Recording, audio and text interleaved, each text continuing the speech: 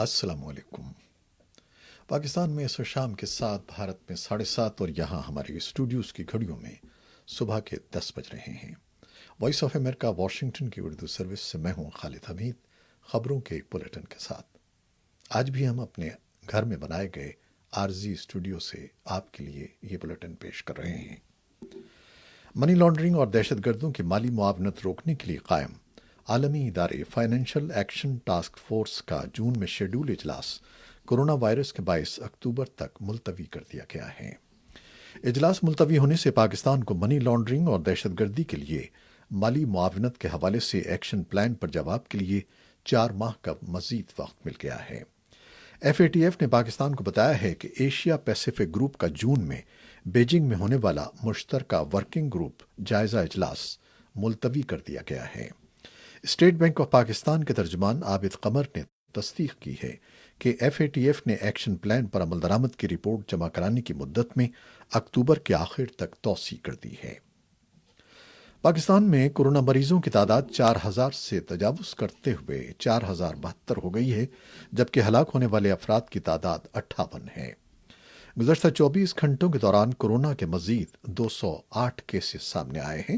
ملک بھر میں آج شب برات منائی جا رہی ہے، لیکن حکومت نے اس موقع پر قبرستانوں میں فاتحہ خوانی کے لیے جانے پر پابندی عائد کر دی ہے، اور اس کے ساتھ ساتھ اس رات محافل اور مساجد میں ہونے والی عبادات پر بھی پابندی ہے۔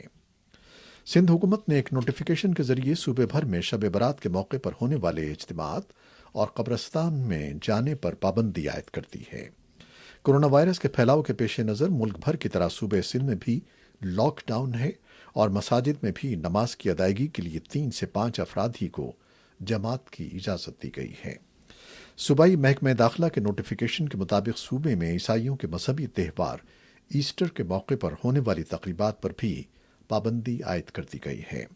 صوبہ سندھ ملک میں کورونا وائرس سے متاثر ہونے والا دوسرا بڑا صوبہ ہے، جہاں تازہ ترین اعداد و شمار کے مطابق اس وائرس سے 1,036 افراد متاثر ہوئے ہیں، جن میں سے 20 افراد کی موت واقع ہو چکی ہے۔ صوبائی محکمہ صحت کے حکام کے مطابق وائرس سے صحت یاب ہونے والے افراد کی تعداد 280 تک جا پہنچی ہے، جبکہ صوبے بھر میں 10,000 سے زائد ٹیسٹ کیے جا چکے ہیں۔ سندھ ہائی کورٹ نے ممنوعہ لٹریچر رکھنے کے الزام میں گرفتار صحافی نصر اللہ چودھری کو بری کرنے کا حکم دے دیا ہے۔ انسدادی دہشت گردی کی عدالت نے مذکورہ صحافی کو 5 سال قید بامشقت کی سزا سنائی تھی۔ سندھ ہائی کورٹ کے جسٹس عبد المالک گادی اور جسٹس راشدہ اسد پر مشتمل 2 رکنی بینچ نے ملزم کی سزا کے خلاف اپیل پر مختصر فیصلہ سناتے ہوئے انہیں تمام الزامات سے بری کر دیا ہے۔ اور کوئٹہ میں نوجوان ڈاکٹروں نے اپنی ہڑتال ختم کر دی ہے۔ پاکستان کے صوبہ پنجاب میں کورونا وائرس کیسز کی تعداد میں مسلسل اضافہ ہو رہا ہے۔ یہ وبا پنجاب کی جیلوں تک بھی پہنچ گئی ہے، اور حکام کے مطابق اب تک مختلف جیلوں میں قید 50 قیدیوں میں وائرس کی تصدیق ہو چکی ہے۔ حکام کے مطابق لاہور کی کیمپ جیل میں 24 مارچ کو کورونا وائرس کے پہلے مریض کی نشاندہی ہوئی تھی۔ بڑھتے ہوئے کیسز کے پیش نظر مریضوں کے علاج کے لیے لاہور کی کیمپ جیل میں 100 بستروں پر مشتمل ہسپتال بھی فعال کر دیا گیا ہے۔ اور صوبہ پنجاب میں ملیریا سے بچاؤ کی ادویات کورونا وائرس کے مریضوں کے لیے بھی کارگر ثابت ہو رہی ہیں۔ محکمہ صحت پنجاب کا کہنا ہے کہ ان ادویات کے حوصلہ مند نتائج سامنے آئے ہیں۔ کورونا وائرس سے بچاؤ کی ویکسین اب تک دنیا بھر میں کہیں دستیاب نہیں ہے، البتہ اس وبا سے متاثرہ مریضوں کا علاج اینٹی ملیریا ادویات سے کرنے کی کوششیں کی جا رہی ہیں۔ امریکہ کے صدر ڈونلڈ ٹرمپ نے بھی اینٹی ملیریا کی دوائی کلوروکوئن کو کورونا وائرس کے خلاف اہم ہتھیار قرار دیا تھا۔ منگل کو ہی صدر ٹرمپ کے انتباہ پر بھارت نے اینٹی ملیریا ادویات کی برآمد پر عائد پابندی ختم کی تھی۔ بھارت میں کورونا وائرس سے اب تک 149 ہلاکتیں ہو چکی ہیں، جن میں گزشتہ 24 گھنٹے میں 35 ہلاکتیں ہوئی ہیں، جبکہ کورونا مثبت کیسز کی تعداد بڑھ کر 5,194 ہو گئی ہے۔ خیبر پختونخوا کے اسپتالوں میں کورونا وائرس سے متاثرہ مریضوں کے فوری علاج معالجے کے لیے صوبائی حکومت نے ڈاکٹروں، نرسز اور پیرا میڈیکل اسٹاف کی خالی اسامیوں کو ہنگامی بنیادوں پر پر کرنے کا فیصلہ کیا ہے۔ इस सिलसिले में सूबाई हुकूमत ने रोज़ाना उजरत की बुनियाद पर डॉक्टरों और दीगर तिब्बी अमले के एहलकारों को भर्ती करने के लिए अखबारात में इश्तिहारात शाया कर दिए हैं।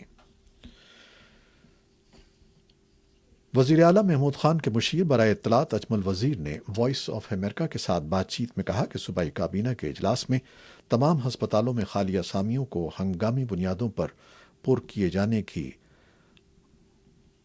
दरखास्तों को कबूल कर लिया गया है। अफगानिस्तान से पाकिस्तान में दाखिल होने वाले पनागुज़ीन ऐसे इलाके से आ रहे हैं जहां कोरोना वायरस के बारे में कम आगही है और जहां तिब्बी मुआयने की सहूलियात न होने के बराबर हैं। इसके बावजूद पिछले एक महीने के दौरान हजारों की तादाद में लोग अफगानिस्तान से पाकिस्तान के अंदर दाखिल हो चुके हैं। इससे पहले पाकिस्तान में अफगानिस्तान के सफ़ीर ने एक ट्वीट में कहा है कि पाकिस्तान में मुकीम अफगान बाशिंदों में किसी में कोरोना वायरस मौजूद नहीं है। बलूचिस्तान के सरहद पर तैनात सीनियर सहाफ़ी नूर जमान अचकजई ने वॉइस ऑफ अमेरिका से बात करते हुए बताया कि अफगान बाशिंदे स्पिन बोल्दक की सरहदी गुजरगाह के अलावा कई गैर कानूनी रास्तों से पाकिस्तान में दाखिल होते हैं और चूंकि पाकिस्तान या अफगानिस्तान की जानिब सरहद पर उनके टेस्ट की कोई सहूलत मौजूद नहीं है सिवाय जिस्म का दर्जा हरारत चेक करने की, इसलिए उनसे इस वायरस के फैलने का खतरा मौजूद है। अफगान हुकूमत 100 तालिबान कैदी रिहा करेगी।